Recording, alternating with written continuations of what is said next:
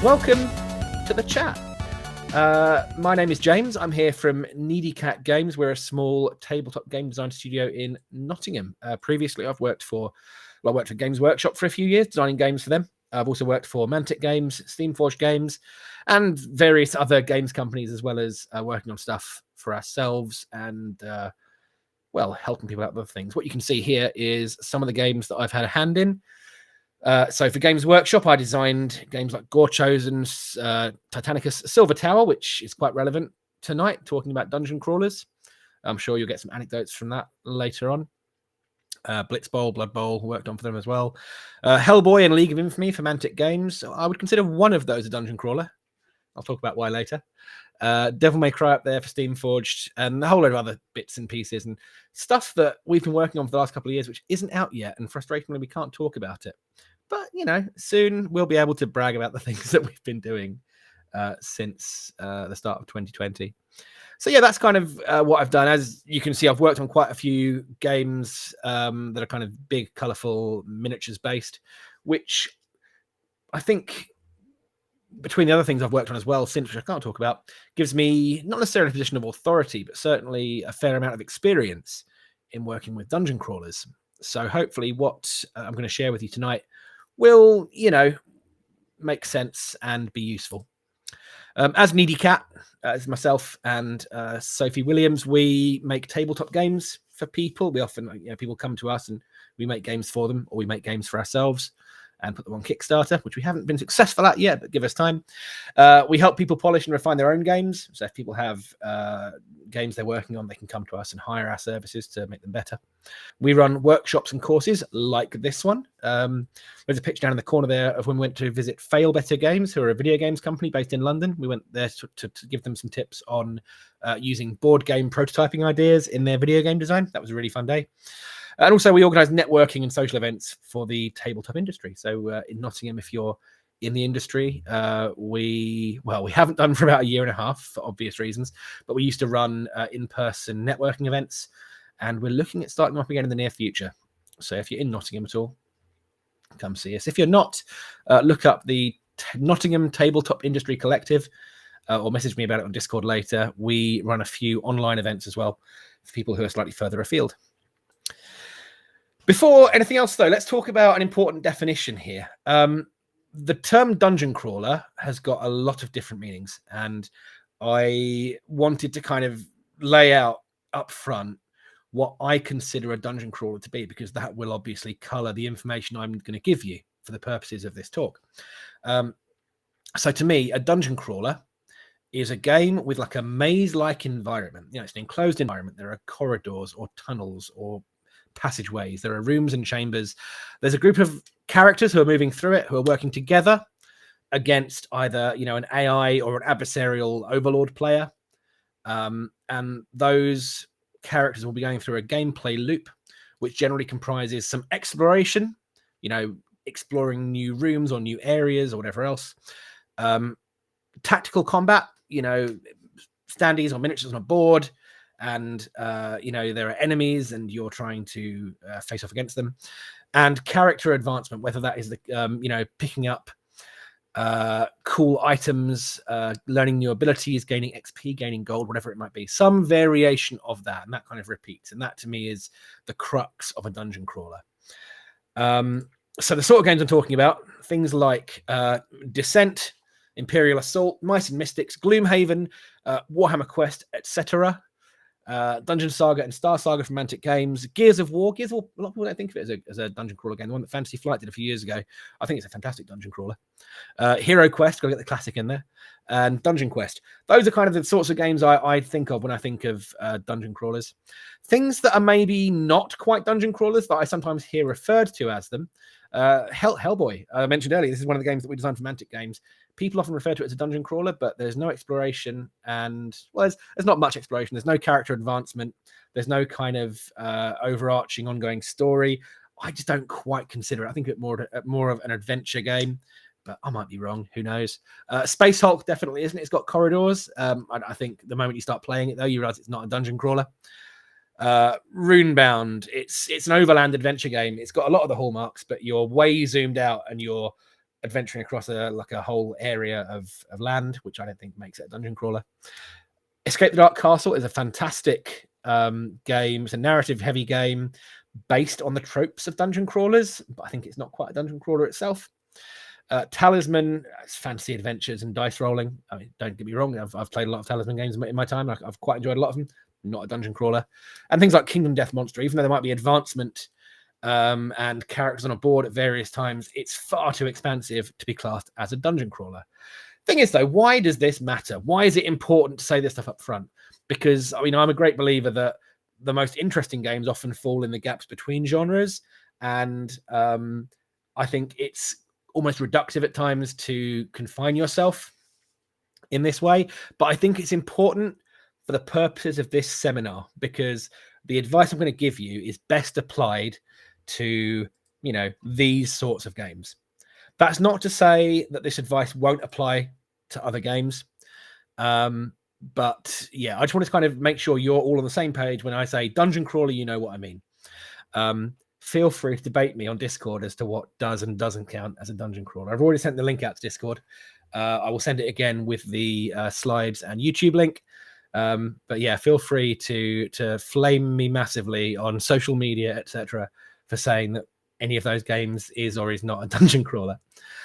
On that note, the golden rule, I always say this at the start of all of our seminars, there is no one true way to create any kind of game. Game design is an art as much as it's a science, and everyone has their own approach, especially in a genre as varied and complex as dungeon crawlers. All I can say is how we do it, you know, how I've developed this over time. Chris, you're still reeling over Space Hulk. Fair enough. I understand that. But yeah, this is just how we do things. And so hopefully this will give you a nice starting point or give you some good things to think about. Then you can go do your own research on what makes a good dungeon crawler. So yeah, strap yourselves in. Let's get going with the first topic. Proper planning. Now, proper planning prevents poor performance is what I will say. There's another word that normally goes into that. And this section was inspired partially by a question from Kev, who I don't believe is in the room, but Kev will catch up on the recorded session, I'm sure. I've played dozens of dungeon crawl games over the years, but I have no idea how to get started designing one. Any advice would be appreciated. Obviously, that's not quite a question, but you know, the question mark stands. What this is about here, really, dungeon crawlers are a really fun genre to work within. Lots of theme. It's very rewarding. They're really fun to play, so it's really fun to watch your playtesters go through them. But it's really easy as a designer to become overwhelmed. And I have been overwhelmed on many occasions while designing dungeon crawl games. I think I've designed... Let me think now. I should have figured this out in advance, really, because it's quite pertinent. I think I have designed, since I started designing games professionally, I think 7 dungeon crawl games that fit those criteria I've talked about. Unfortunately, once you get known for designing a certain thing, people keep wanting you to do the same stuff.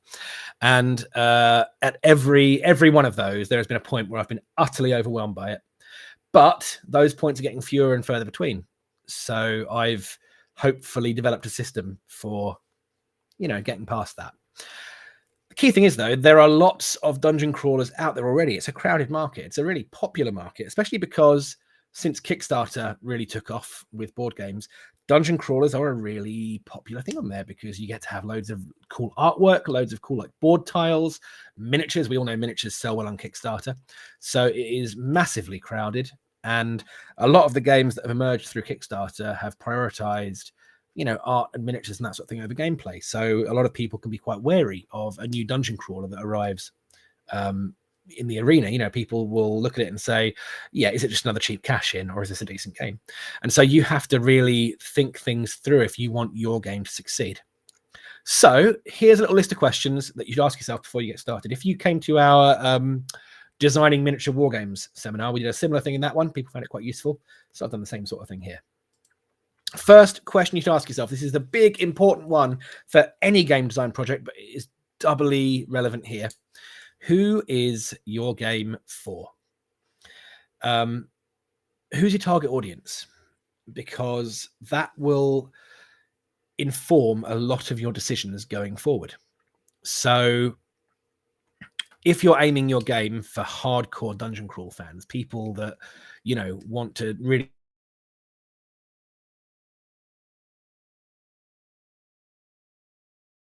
else, and then come back every weekend for the next 6 months, that's absolutely fine. But be aware that you're doing that. Alternatively, if you want to design a game that is accessible, that is quick and easy, that anyone can come in and try as maybe their first dungeon crawler, that's also fine. But if you want to do one of those, make sure you're aware of that, so you're not inadvertently including things that would be better suited to the other. It is also perfectly valid, to be very clear, to just design games for the fun of it. If you're just designing a dungeon crawler for you and your mates, and you're making the game that you know that you will love, that is absolutely fine. You don't have to monetize your hobbies. If your hobby is designing games, you don't have to aim towards selling them at the end of it. And I say this a lot. A lot of people, I think there's a general desire these days for people to turn their hobby into a career. And obviously, I'm not a person to talk, but you can save yourself a lot of hassle if you realize that you just like designing games. You don't necessarily want to get involved with all of the faff of having to produce games as well, because believe me, it's a whole extra set of stuff. Importantly, though, just decide at the start of the project, who is your game for? And yeah, next up, what's your end goal? This is very much tied into the previous one. Assuming you finish your game, we all know that a game is never quite finished, but assuming you reach an endpoint you're happy with, what are you going to do? Are you going to try to approach a publisher? Are you going to try to self-publish it? Go through Kickstarter or something similar? You can make a few copies from friends. There are several companies now that will make short-run, custom games. So you can get like a dozen copies made for you and your friends, give them out as birthday presents, have a great time.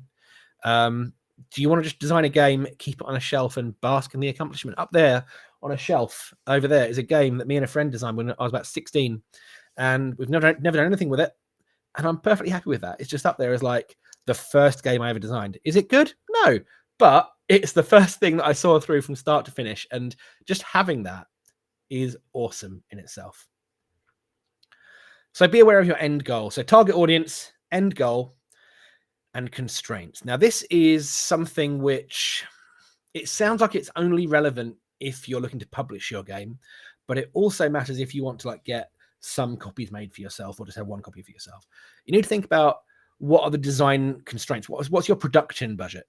So a game like, for example, Dungeon Crusade, which is on Kickstarter at the moment, which is this huge, expansive, massively, complex game, that has a huge quantity of components. It takes up so much table space.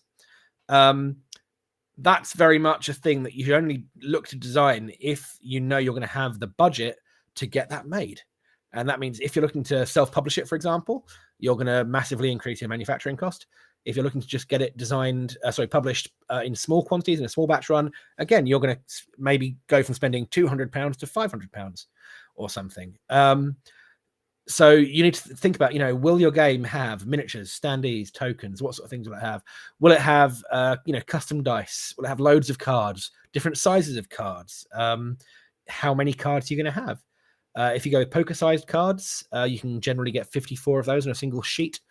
So you want to kind of go in multiples of that. So if you've got 60 cards, you can probably squeeze 60 cards on, but that's going to involve making a new custom cutter. And basically, there's a whole mess of stuff to think of in those sorts of terms. But yeah, think of like how many components you're going to have. How big will the board be? What's the table presence of the game? Do you want a game that needs a 6-foot square table to play on? Or do you want a game that you can play happily on your like coffee table? Think of all this stuff. And then once you've thought of it, write yourself a design brief. It sounds like a very technical thing that you have to do.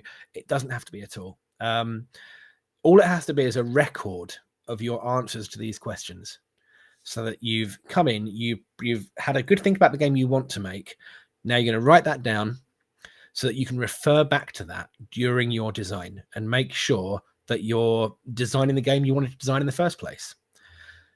Vitally, you do not have to stick to your brief. No one is going to come up to you and tell you off if your game isn't what you said it was going to be. I mean, unless you're working for a client and you'd agreed that brief in advance. But having that brief will mean that any changes you make are conscious changes. Anyone who's designed a game, and I know there's a few people from the questionnaires that got sent in. Anyone who's designed a game will know that game designs tend to drift. As you develop them, as you iterate them, you have your sights set on a particular experience, and you gradually change a few mechanics at a time. You change this, you change that. It starts veering one way or the other. And before you know it, your game looks very different to the thing you intended it to do. Having a written design brief will hopefully minimize that happening. And where it does change, you will know that it's because you chose to alter course, not because it's drifted in the wind. I will attempt to stop the nautical metaphors now before they go out of control. One last note on this is to break your designs down. Once you've got your design brief, don't sit down, open up Word and try to write 36 scenarios for your game. Take the time to gradually develop your game from the center outwards. So what I always say is start with the core mechanics. This does take discipline, because often the most exciting part of a dungeon crawl game or any kind of narrative heavy game is the scenarios and the character rules and the different classes and enemies. But that stuff takes work, which will be undone if your core mechanics have to change. So start with the core mechanics. If you've seen our Game Design Online series, it's a 6-part series we have on our website, plug, that talks about this process in a lot of detail. But in short, start with the core mechanics, get into the table as quickly as possible. Don't get lost in theorizing, writing up rule books or whatever else. Just get some components, borrow components out of other games. You know, if you're a designer, hopefully you have other games around that you have a collection of your own. You have a games cafe you can go to. You have friends who have games. Get some components, go to charity shops, loot secondhand old board games and yoink bits out of them. Make something and try it out as soon as possible. See what works, see what doesn't. Chances are your very first attempt, it won't be great. There might be 1 or 2 good ideas, but overall it'll be a bit shoddy. So then you just rework it and you just scribble down some changes and try that. And within the space of like a day, if you're sitting down and doing this constantly, you will get to something that feels like it's starting to become a game. And then you can start developing a single scenario from that. So you're going to go, okay, let's think of a couple of characters. Well, I'll put 2 heroes into it and 3 types of monster and a very short like set of rooms or something. And I'll start thinking about, right, how do characters move around on the board? How do they explore new areas? How do enemies behave? Gradually build that stuff in. It's like it's like whisking cake batter. You slowly incorporate the ingredients. Start at the center and work outwards, and just test, iterate, repeat. And then when your game is stable, you can start thinking of all the different scenarios and narrative and theme and characters and abilities and all of that kind of stuff. The elephant is there. Anyone who isn't aware of the idiom might be confused by the elephant. There's a saying which is, how do you eat an elephant? Start at the trunk and work backwards. So yeah, the elephant doesn't look too happy about it, but that's kind of what I'm getting at. Even though a dungeon crawler can seem like a huge task to write, if you make a plan and break it down and do one thing at a time, you'll be fine. So in summary, ask yourself some questions before you get started. Write those down in a design brief and refer back to that during the process. Importantly, I didn't say this actually, celebrate your successes. When you have a good test, be happy with it. Go and tell some friends, go and find a design group and tell them about it. Celebrate your successes. But most importantly, don't try to do it all at once, because you will blow your own mind, believe me. So let's talk about dungeon crawler psychology. Now, I'll say again, not a scientist, but I've done a fair bit of reading on the subject. And anyone out there who is any form of psychologist, I apologize in advance. But hopefully some of the stuff here is going to be really useful. And figuring this stuff out has really helped me in the past couple of years design dungeon crawl games that tick all the right boxes. So let's talk about that. This is a question from Andy Jameson. I'm curious to get your insights on the design process. Having played a few less than enthralling dungeon crawlers over the years, haven't we all? I'm interested in what the essential ingredients are for a good one. This is a fantastic question. And yeah, I have, as I say, strong opinions on this matter. So, in general, a good dungeon crawler is about more than mechanics or story. Those things in isolation will never make a great game. They are ingredients towards a great game. But what you need is an appealing gameplay experience. And that is about more. It's about more than the sum of its parts. Some basic player psychology, being aware of the things that drive your players to enjoy games. This can help you craft that appealing gameplay experience. So let's look at a gameplay loop. So when I talk about a gameplay loop, what I'm talking about is the general kind of process of your game, the sequence of your game. And that can be, the gameplay loop can be talking about how a round plays out or how a series of rounds plays out. In this case, with a dungeon crawler, generally the classic gameplay loop is some variation on the characters reveal and explore a location. We call that the discover step, is what I'm going to call that. The characters then face a challenge in that location. So enemies, traps, an obstacle, an NPC, an encounter, whatever it might be. That's the encounter step. And then finally, having overcome that objective, the players or the characters gain loot, XP, gold, new abilities, whatever it is. And then having done that, they go and discover a new area, and it goes on and on and on. And that cycle repeats throughout the game. Also, in a lot of dungeon crawlers, that happens on kind of two levels at once, because most dungeon crawlers generally have like a campaign system where you're linking your adventures together with an overarching narrative. And so what you'll have is in the campaign, the characters might discover a new dungeon, for example, or a new location they can explore. Then they'll go and explore that dungeon. And while they're exploring that dungeon, they're going through that same gameplay loop. They come out of it and they kind of get rich and level up. They get a load of new abilities, whatever else. They take their goods back to the village and sell them. And they go and train or go to the tavern or whatever it might be. And stuff happens. So again, it's this discover, encounter, advance, repeat. So it's happening on multiple levels. And this reliable loop, it's a predictable loop. It's a thing that is happening again and again and again. And that is something which can be really compelling to players. Now let's get deep here. So 1996, Richard Bartle, who was a game designer, writer, researcher, he identified, this is specifically for video games, but it absolutely applies here. He identified that there are 4 categories of gamer. So his categories, they're based on the key drivers that motivate players to enjoy games. And this has had criticism. It's been developed further by other people. But it's still, I think it makes a fantastic basis for understanding gamer psychology and understanding the things that, make gamers come back. What it all comes down to really is dopamine release, right? In the brain, good things happen. You get the dopamine, you want to do the thing again.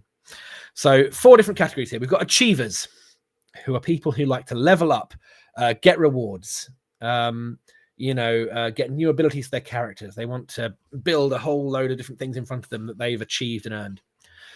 Explorers like to kind of dive deep into the game and fiddle with it, see what they can find, see whether they can explore new areas, or if I do things in this particular combination, what does that do? If I pull this lever, what happens? Killers, it's not a very nice term for them, but they like to compete and win. So they like to take on challenges and prove themselves better than those challenges. And finally, socializers like to use games to interact with other players, other characters, get a kind of social experience. I believe I had to look at the name. John Radoff suggested that the alternative terms for these are immersion, cooperation, achievement, and competition. It's the same sort of thing, though. You get the idea. So if you bear in mind the fact that your players are probably some mix of these things here, because very few people are just one of these, people will enjoy them to different degrees. If you bear in mind that that is how your players are being driven, then you can start thinking in terms of that when you come to design your games. So let's apply that lens to a dungeon crawler. Okay, here's a graphic. So at the top, we've got that discover. Yeah. So discovery is where, the players are exploring and interacting with the game world. So that's that explorer driver being activated. Yeah. In a dungeon crawler, often new content is kind of drip fed over the course of a game or a campaign.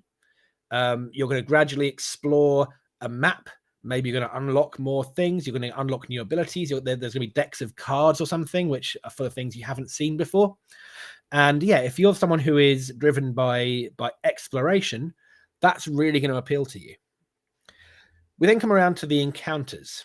Yeah. And in an encounter, you've got enemies, obstacles, challenges, whatever it might be. There might be like an AI system throwing waves of enemies at you. There might be an antagonistic player, someone working as an overlord, working against you. Whatever the case, the killer, the person who likes the competition, has a challenge to overcome. And that's going to get their brain engaged and excited. At the end of that encounter, you've got advancement. Advancement gives you new tools, new loot, new abilities, new things to put in front of you. The achievers are going to like that. That's the thing that the achievers are going to get excited about. And this whole time, if you're playing with a group, then you are interacting with other players. The socializers are going to be happy, basically. So applying that lens lets us sort of see how the different stages of that gameplay loop can appeal to different players. And if players, I say, will often belong to at least two of these groups, there's a lot of compelling stuff going on in a dungeon crawler that will appeal to them. Also, we have structural drivers. What I mean by this is the sort of things that drive plot and pacing in, scripted entertainment like TV shows, plays, films. What we have is we have a system of tension, catharsis, and reward. Tension, when a new area is discovered, a new map is unlocked, a new enemy is revealed, there is tension. What will it do? What will happen in this place? What's around that corner? What's behind that door? And so there is a sense of tension that is built up, which is released with catharsis when the encounter happens. So during the process of the encounter, there's an enemy that's been behind that door. It's been revealed. It's exciting. It's worrying if you're concerned about whether your player is going to make it out alive. The action of attacking that monster and fighting your way through it gives you catharsis, gives you relief. That's kind of when you get your players getting excited by dice rolls, cheering, booing when a character gets knocked down. This is stuff which emotionally really resonates with us as human beings. And after that, to really tie a bow on it, after you finish an encounter, a lot of the time in a dungeon crawler, you get a reward, a literal reward. You will get, you killed the Minotaur. Now you have the Minotaur's axe, and whoever gets it gets to roll an extra dice in combat or whatever it might be. And that reward is a thing which, rewards just literally trigger dopamine in the brain. That's a thing which reinforces behaviors. It is, a lot of people have said over the years, dungeon crawlers, when they're done well, they are the equivalent of the experiment where the rat learns to press a button to get a pellet of food, because that's what's happening here. It's a really reliable gameplay loop that really drives players to play more. And it's, most importantly, each one is building anticipation for the next step. When you discover an area, there is tension, which creates anticipation for the encounter.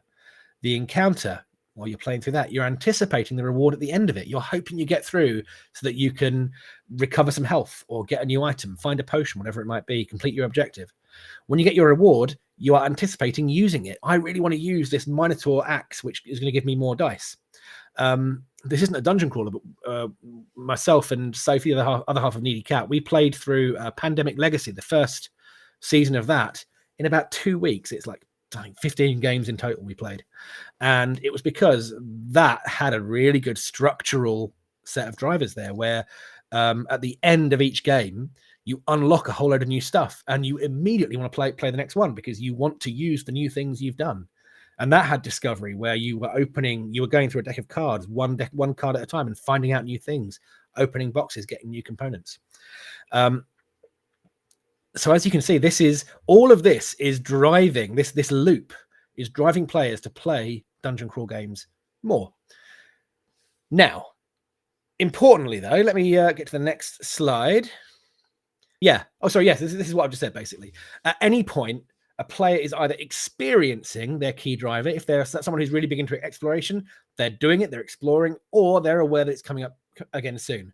They're going to, once we've got past this encounter, we can see what's behind that door. We can try out this new thing. We can do whatever.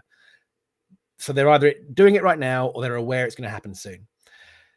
Here's the really key part. In a great dungeon crawler, this cycle is continuous and fast moving. Now, if you're a designer designing dungeon crawl games, you need to be very aware of that, because you need to ask yourself, if I've developed a game, people are playing it, they're playtesting it, and you're observing them, you need to think to yourself, how quickly is that cycling around? How soon are you pushing through discovery, into the encounter, into the advancement, and so on and so forth? I'm not saying that it has to be super quick. I've played a lot of great dungeon crawlers which will only have 2 or 3 goes around here. But if your game is not going well, a really good solution is to look at this, apply that Richard Bartle lens, ask yourself, what are the things that my players want to do next, and how can we get them there quicker? There's a note there from Paul. I'm going to come back to that in the Q&A, because if I start reading it now, I'll just be reading it on the screen. It looks quite interesting and exciting. Come back to that in a moment. But here's the question. What about theme and story? Whenever I talk to people about dungeon crawler design, this comes up at some point, because I have a strong belief that theme and story, yes, are massively important to a dungeon crawler. And I'll talk a bit more about theme and story in games towards the end of this talk. I believe that a good dungeon crawler should be dripping with theme, tell a great story, all of those things. But if you're only going to get one of those things right, make it the gameplay loop, because people can take on great adventure stories in a variety of different media. They can go and watch a film, read a book, play a video game. If your gameplay loop isn't compelling, they're not going to stick around to experience your story. Okay. So, yeah, make sure that you get the gameplay loop right. And of course, add story on top of it, but make sure you're focusing on that gameplay loop, because that is a thing that will really drive your players and keep them coming back. I can think of countless dungeon crawler type games, even other adventure games, exploration games, which have really compelling story, but playing them is a slog, and so I don't bother. These days, I don't have time to play games unless I find them really enjoyable, and I've seen a lot of games that have fallen down in that regard. And I've also played a lot of games which are very light on story, but very compelling, and I would rather play those, frankly. So in summary, a great dungeon crawler provides a satisfying gameplay loop on multiple levels. As a designer, it really helps to understand why players enjoy games and put that to use. When you're doing your own designs, ask yourself during testing and during, when you're testing it yourself, whether you're getting other people to test it, when you're just writing stuff for it, ask yourself, is your core gameplay loop cycling quickly enough? If players are finding it slow and dull, is that why? Can you try to help it move along quicker? Can you take things out? Can you remove things? I'm a big believer in pruning games and taking mechanics out if they're slowing things down. Get to the cool bit quickly so that it can get onto the next cool bit, and so on and so forth. Right then, let's talk about decisions that matter. This is a big one. I have a soapbox about decisions in games. There was a question from Paul Wake. How do you build meaningful choices for players in cooperative dungeon crawlers? I think, Paul, your question was a bit longer than this, but I've kind of just grabbed this chunk of it out. If you want to ask the rest of it again later, feel free to. I haven't rejected it because it's not relevant. I just wanted to answer this one particular part of it. How do you build meaningful choices for players in cooperative dungeon crawlers? I have played a lot of dungeon crawler games where they're dull, they're boring. All you do is you move around a room or a corridor and you roll the dice to see if you hit the enemy. and you either hit or you don't, and then your turn's over, and then the next player rolls the dice to see if the enemy hits you, and then their turn's over, and so on and so on and so on, and you repeat. And occasionally maybe you pick up a bit of treasure, or you open a new room or something. So technically that gameplay loop is there. It's just really dull. And again, there's a lot of discourse on this topic, especially around D&D. D&D being big and popular these days. A lot of people are talking about how low-level characters in D&D have no interesting choices, and there's a lot of reading to be done. But basically, what I'm talking about is a solid gameplay loop is a great thing, and it's very vital, but it's not good enough by itself. Each step of that cycle needs to be compelling. And by compelling, what I mean is you give the players enough interesting things at each step of that cycle that they want to do them more. So they look forward to that step of the cycle coming around again. And this usually comes down to some variation on give the players meaningful choices. So why do meaningful decisions matter? Let's go back to Richard Bartle and his 4 categories. Achievers feel robbed of their achievement if it's arbitrary. If they've achieved a thing, if they've been given a thing just because that's what the game said they get, there's no sense of achievement, is there really? Even if they've got the Minotaur slaying sword or the Minotaur axe, whatever it was, if they just got it because they opened the door and it was there, and that door was always a thing they were going to open and they had no choice in the matter, well, they're less excited about having that axe. Killers like to overcome challenges through skill and clever choices. If it just comes down to roll the dice every turn, how much achievement is there in rolling a 6? Those of you here from the UK will no doubt be familiar with Red Dwarf. Others might as well. There is a fantastic clip. Look up Red Dwarf Rimmer's Risk story, and it's someone. I'm sure again we've all been regaled by the story of someone saying, "Then I rolled a 6, and then he rolled a 6, but then I rolled a 6." That is the best kind of you can hope for if your game just involves dice rolling and no player choice. But most people who are killers will not enjoy the challenge if they didn't overcome it through skill. And finally, explorers, they like to play around and see the impact they have in the world. So if they don't have the opportunity to do that, they're not going to enjoy the game. And socializers, well, if everyone else is having a bad time, they're going to have a bad time as well. I often say, this is a little catchphrase that Sophie and I have come up with at Needy Cat.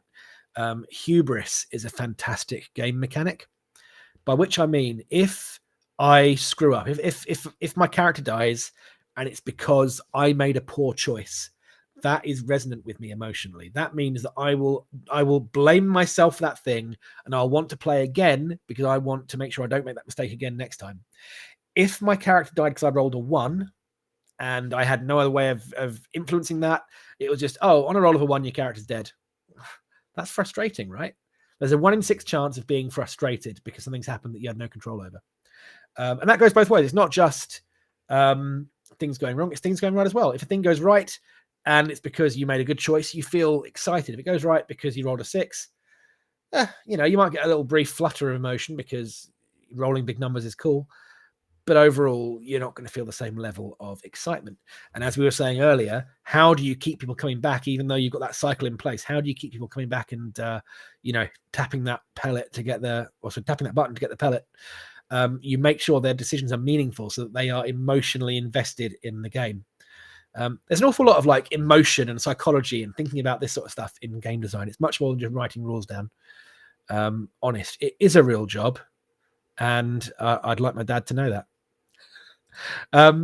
What makes a decision meaningful, though? I think there are 3 things really that make a decision meaningful. First up, the player is actively making a decision. That means they are aware that they're choosing between 2 or more options. This one's kind of obvious, but if a player doesn't know they're making a decision, it's not meaningful. If there's a T-junction in a dungeon and only one of those ways is actually going to open up, and what happens is when one way opens, the other way closes down, like a portcullis slams down. They weren't aware they were making a choice there, so that's not a meaningful choice. I mean, that can still be a cool dramatic moment, right? But that is not a meaningful choice.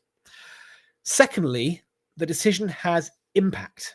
What that means is every potential outcome of that decision is distinct, and it has some kind of meaning.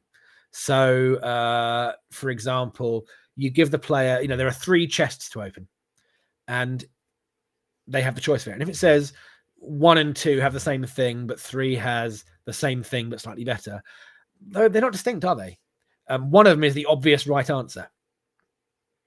You can have it where some are preferable to others. So here are 3 chests, and one of them contains some gold. One of them contains a teleportation spell that takes you to the objective room, and one of them contains an amazing sword. That's 3 distinct outcomes, with plenty of space between them.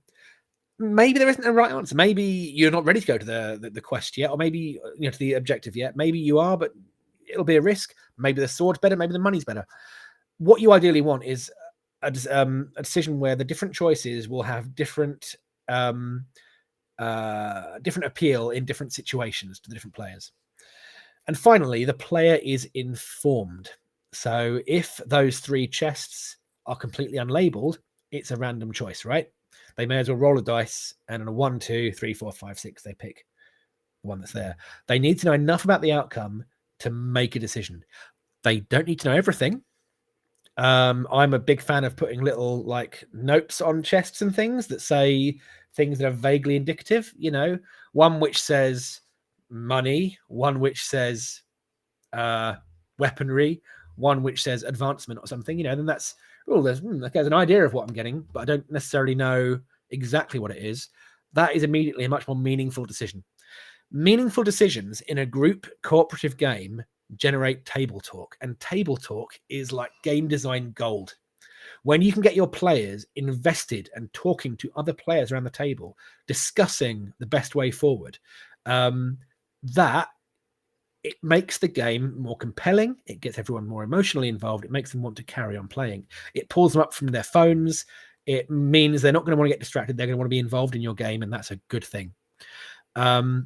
In Hellboy, the board game, which is up there on a shelf, we have a thing which I've used again in other games, but that's the one where we started it, where in the hero phase, the heroes each get 3 actions they can use to make actions, or 3 action cubes they can spend to make actions. But there's no player order. You do it in an order that you as a group choose. So, I'm Hellboy. I'm going to go and spend an action to kick the door in and punch someone. And then the person to my right who's playing Abe says, okay, well, then I'll spend 1 to give you some covering fire. I'll shoot. And then the third player says, okay, well, after you've done that, I'll do this thing. And so it becomes a discussion at the table. Interestingly, though, the more discussion you have in your game, the more limited your player count is. There's a thing called the dinner party problem, which you can look up again, do some research. The dinner party problem states that whenever you have a group of more than 4 people, a conversation will break down into smaller conversations. You'll have like a 3 and a 2. So if you want your game to have interesting discussions at the table, 4 players is kind of generally your maximum. Otherwise, your game length spirals massively. But yes, that's kind of what I'm going to say. What makes a decision meaningful? It's the player is actively deciding. The decision has impact, and the player is informed. So let's look at an example of a NAF encounter. I've seen these in games. I've almost certainly written these in games. And the benefit of hindsight is a fine thing, right? So there are 2 identical doors out of this room, and the text will say, if the hero opens the left door, they take 10 damage. This is a thing that is aimed at the GM or the overlord player. So the adversary player. If you're playing Descent, the person who's controlling all the monsters. So it says if the hero opens the left door, they take 10 damage and the door is removed. The right door is a normal door. This might be a fun little gotcha surprise moment for the players, but there's no impact, right? There's one obviously right answer and one obviously wrong one. The right answer is the right door, literally the right-hand door. The left door is bad. Don't do it. And the players aren't informed. The decision is entirely arbitrary. They may as well roll a dice or flip a coin and follow that. So that is that's an encounter which at best has no impact on the players at all because they choose the right door and never find out what's behind the left door. At worst, a player is punished for opening a door, which is a thing that they have to do in order to progress. Are you telling them you don't want them to open doors in the game? Are you trying to give them negative reinforcement and say to them, no, if you open doors, you might get hit? What that will do is that will cause players from now on to not trust doors and not want to progress any further, which that sucks, right? So make it better perhaps by saying there are 2 doors out of this room. There's a plaque which reads, you may only open 1 door. Left is an easy path, right is a rewarding challenge. If anyone's played Hades on the Switch, I think it's on Steam now as well. It's a video game. It is a fantastic kind of roguelike dungeon crawler type game. It's all very speedy, nippy, high reflexes stuff. I suck at it, but there are a lot of really good lessons in game design that you can get from playing Hades. And what that will often have is a situation where at the end of a level, you basically, a level starts, enemies populate, you walk through it killing enemies, and at the end, you get a little reward, which gives you a little level up. Tasty, tasty. Yes, please. Dopamine, thank you very much. And then there'll be 1 or more doors. And the door will give you an idea of what the reward is in the next room. Some of these doors will give you 2 icons saying what kind of reward is in the next room. One of them might have a little skull saying it's a difficult encounter. But if that reward is one that you're working towards, that you want to, you might go and take that, even though it's a riskier thing. You don't know exactly what's in there. The information you have is literally an icon with a second icon, but it gives you enough information to make an informed decision. So yeah, in this case, if the players want to hurry to their objective, they can ignore the left-hand door, ignore the right-hand door and go straight to the left. If they want to risk an encounter in exchange for a reward, they can take the right-hand door. The decision is active. They're aware they're making a decision that will impact their play. It's impactful. There are 2 different options and they are very distinct, and the players are informed. So that is immediately a better encounter. Even though on the surface it's 2 doors, one of them does a thing, one of them doesn't, the detail of it is better, right? Really importantly, don't forget to put in decision points at all stages of the gameplay loop. It's really easy in dungeon crawlers to kind of forget and just focus on the encounter step, right? You're moving through the thing, so you're moving through the dungeon and you're fighting enemies, and that's where all your decisions are.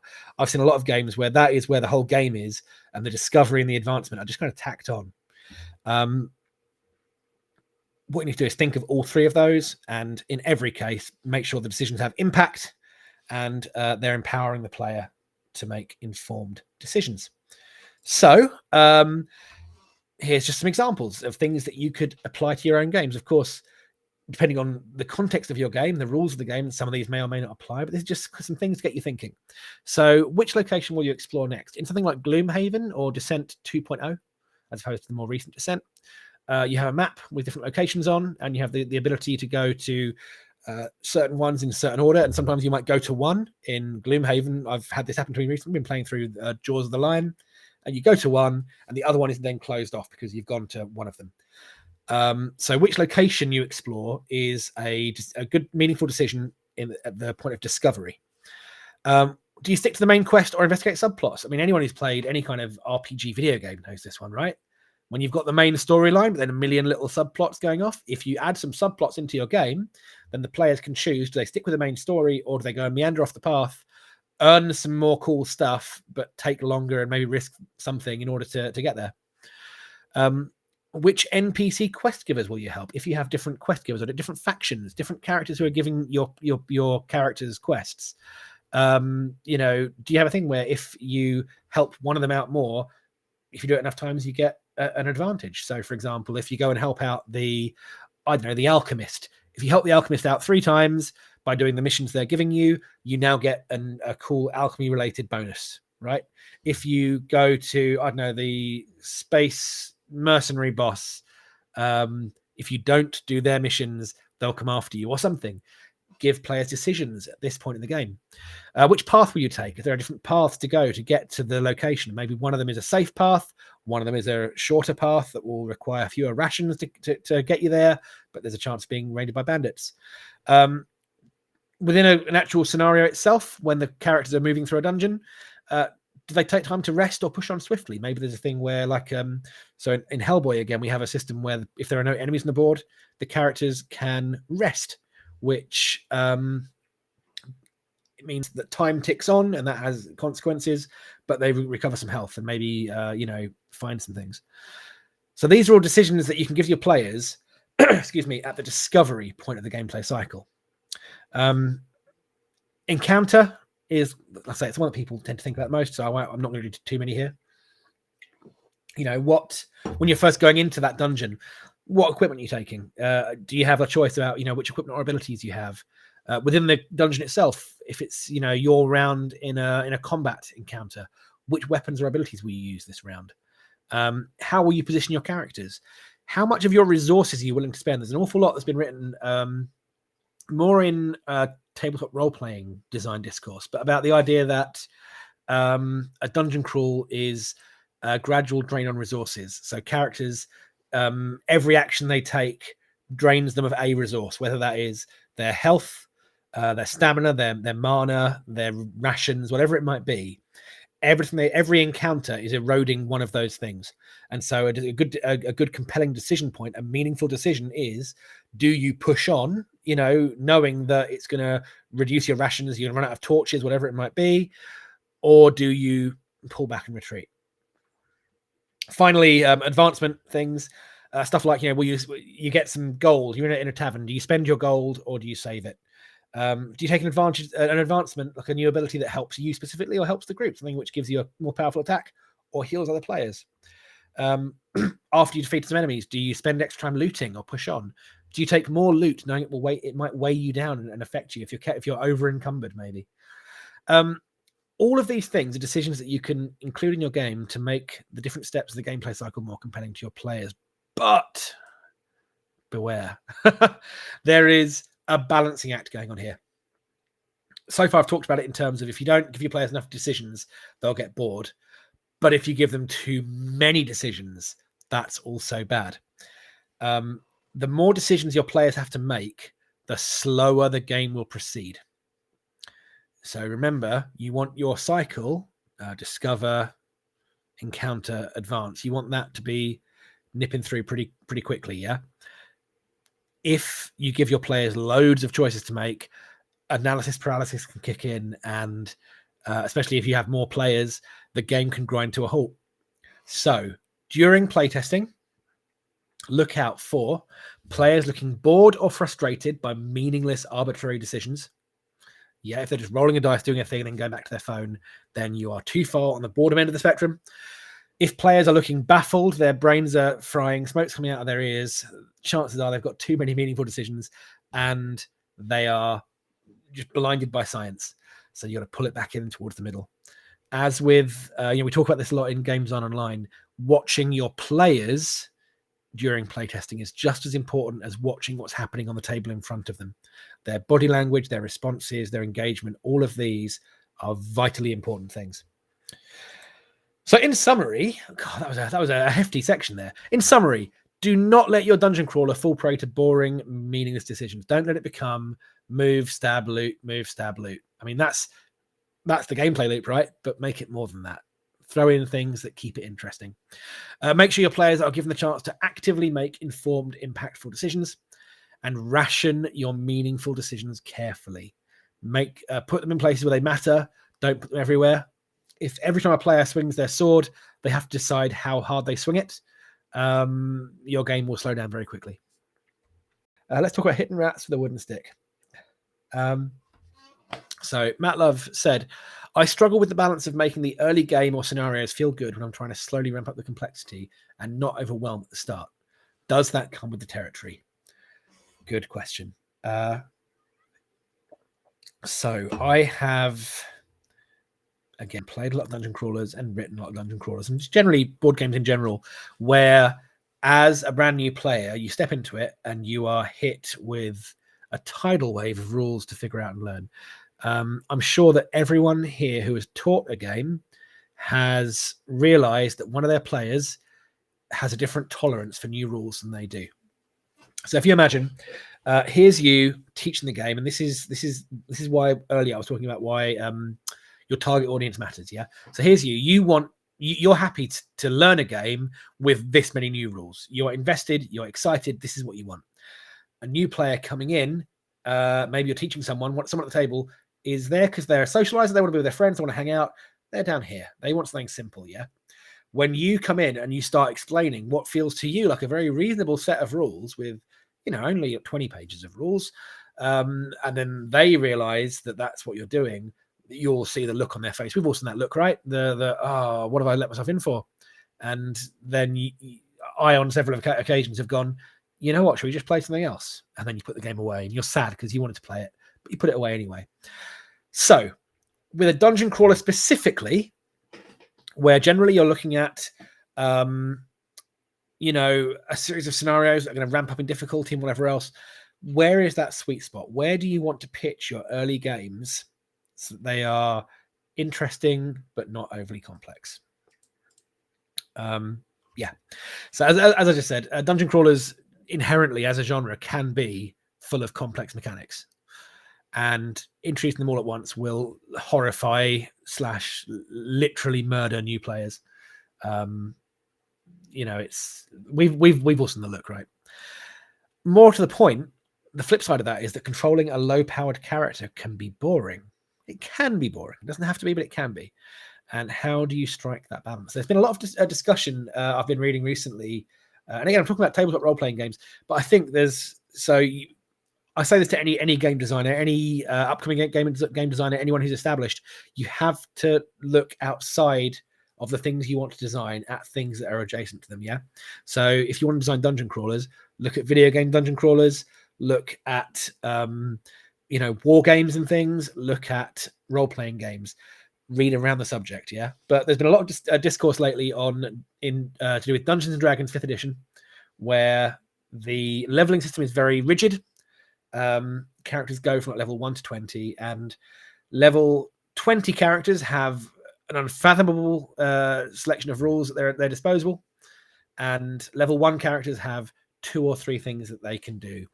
And I was reading a thing the other day about people saying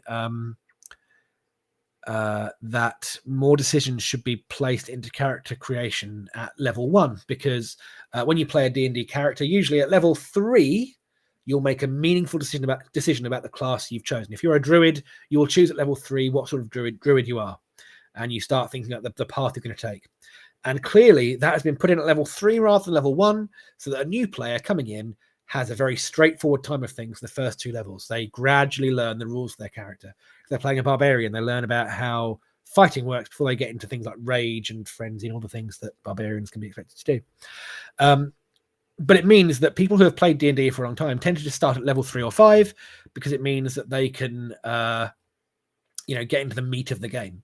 So that is the issue we're talking about here. We're talking about how do you make it so that you're happier players who are happier to learn complex rules. How do you keep them interested without obliterating the brains of your players who just want to have a good time? There's a golden rule in board game design. Any kind of game design, really, I think, but specifically in board games where mechanics can get quite heavy. You need to use as few rules as possible to make the game work. That doesn't mean avoid complexity. What it means is only include rules if they have earned their place. We often talk in terms of complexity points. When a player learns a game for the first time, whenever a new system is introduced, it costs them 1 complexity point, and players have varying numbers of complexity points, and they regain them at a fairly slow rate. You need to make sure they have time to understand that first concept and regain their complexity point before they take on too many more. But yeah, the point is you don't need to avoid complexity. Just be very aware of how you're using that complexity budget. So yeah, make sure your rules are economical. It says there, fans of the dungeon crawler genre. And if you're here watching this, I'm going to assume you are a fan of the dungeon crawler genre. So I think you can probably corroborate this. They tend to be people who enjoy granular, crunchy rules. They want to have rules which let them tell a cool story with their characters, even if that means being a little bit more intricate than the rules for, say, I don't know, a Euro game or a puzzle game. So here's some top tips, some basic tips, all-round tips for keeping your rules economical. Here's a big one. Avoid subtly different systems. This is a big one in dungeon crawls or war games. Things where there might be different types of attack is often where this comes in. If the rules for a ranged attack and the rules for a melee attack are subtly different, that can be a point of confusion for players. So I'm not saying they can't use different stat values. You know, I've got a ranged attack stat and a melee attack stat, but if the rules for shooting an enemy suddenly involve I don't know. So let's say the melee combat rules are you target an enemy in an adjacent space and you roll a dice. I don't know, if you score higher than their defense value, you hit them and you deal damage. If the ranged combat rules instead say roll a dice and try to score under your accuracy value and then roll to see something else, roll to see if the enemy takes damage, you're adding an extra whole step in there. It's better to be able to combine them into one rule so that players will learn one rule. Otherwise, they'll get confused and they'll misremember things and they'll end up playing with the wrong rule. Keep your rules distinct where possible. And wherever you can, combine similar ones into a single mechanic. Stuff that's on the table is inherently better than stuff that's in the book. Ideally, you don't want your players to be diving into the rulebook mid-game to look things up. So reference cards, rules that are written out on character cards. We've come a long way. I think one of the big developments in tabletop gaming is that as it's become more widely accepted over the past sort of 10, 15 years, it's received a much wider audience. And as a result, the people who play it are much more broadly diverse. You're not looking at people who are just the hardcore gamers anymore, which means we've seen a general shift away from having to look up lots of charts and things in books. And if you want to make a game where that's the case, that's fine. Be aware of your target audience. Make sure you know who you're designing for. But most of the time, having stuff that is on the table in front of you is going to be much, much better received than if players have to, need to go to page 275 again to look up the chart. Having, commonly used charts on a reference card isn't a bad thing. That's fine. You can get away with it. But again, be aware of your complexity points. And yeah, as I said earlier, introduce complex systems one at a time and give players to adjust. So these are ways to make sure your rules are, straightforward for people generally. So that will reduce your bandwidth to a degree. But also, it's really important to consider the player experience. So this is kind of what I was talking about earlier, about watching your players during testing.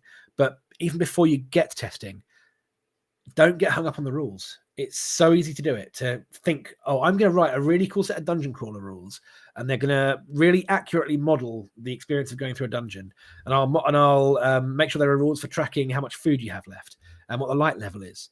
And I don't know, tinnitus from sword fights and whatever else it might be. And you're going to make a really granular game. But then you don't think, actually, what is that going to be fun for the players? And I think it's your duty as a designer to make sure you think about the players, because they're the ones who are going to play your game, and with any luck they're going to play it and then want to play it again and tell their friends to play it. So before you start designing, be aware of your target audience, again going back to your design brief, and ask yourself, on a player's turn, what decisions are they making? Rule of thumb, one meaningful decision per turn is a pretty good thing to aim for, right? Again, your mileage may vary. It varies depending on your game and the context of your game. But whenever it comes around to me, I want to do a thing that isn't just, I'll roll to hit then. I'm currently playing in a Dungeons & Dragons campaign, which it's fun, but on my turn, I roll the dice and I hit or I don't. That's generally it. I'm playing a barbarian, and generally I hit or I don't.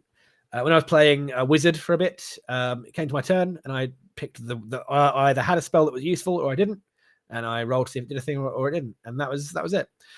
I'm not saying D&D is a bad game. I just think that it's rooted in a lot of outdated design ideas, and I think there are a lot of games doing things better. So yeah, think about, on a player's turn, what meaningful decisions are they making? How are they engaging with the board? So that means, as the player, they're sat back here, the board's in front of them. How are they doing? How are they engaging with that board? What impact is the board having on them, the board state? Are they surrounded by enemies? Are there obstacles? Are there things they have to consider? Are they having to lean in, look at the board, and get invested in what's happening? Or are they just sitting back and rolling a dice? How are they engaging with their fellow players? And that could be their players on their side. So are they having discussions? Are they planning things? Are they planning ahead? Is there an adversary player? How are they interacting with them? In League of Infamy, which is there on a shelf, which we did for Mantic Games, which was much more traditional dungeon crawler than Hellboy. In there, we have an adversarial player called the Keep Master. Basically, the players are bad guys raiding a bunch of good guy fortresses. It's kind of a flip on the more traditional dungeon crawler kind of idea. And the big thing with that, the big twist, is that the heroes, or the villains as they are not necessarily, they're on the same side, but they're not friendly. So there's a lot of jostling, and the Keep Master, the adversary player, has the ability to rile them up and make suggestions to them. At one point in development, we had a thing where they could pass cards to players in the same way that, like, traditionally GMs passed notes to players, and they could pass cards to players which would say, oh, you can gain a +1 to your dice roll if you shove the villain next to you over, or whatever it might be. Little things like that. Some of them were blank and said, this card doesn't do anything. The other players won't believe you, though. And that was a really fun way for the players to interact with each other across the table. It ended up not working quite that way, but that's what I'm talking about. So think about how the players are interacting and engaging with each other, not just the board. It can be tempting to make your starting player characters really low powered. The fearless rat stompers, the people who are going to be paid 5 shillings to go to old Lady Magruder's basement and flush out the dozen rats that are in there. Not even giant rats, just normal rats.